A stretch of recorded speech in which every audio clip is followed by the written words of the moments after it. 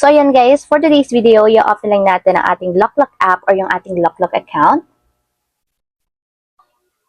And ayan guys, pagka-open ng ating LokLok app, pumili lang kayo ng isang movies or series. So for example guys, is mag-open tayo ng isang movie.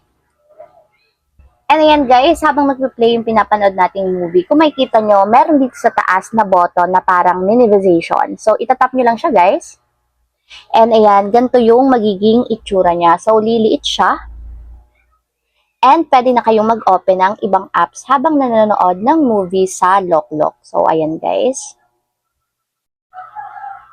So pwede na kayong mag-open habang nanonood dito ng movie guys. So ayan. Ganito yung itsura niya kapag naka-minimize yung ating LokLok app.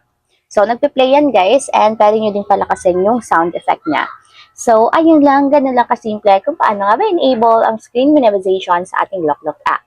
If you have a question, kindly comment down below and don't forget to hit the subscribe button and the bell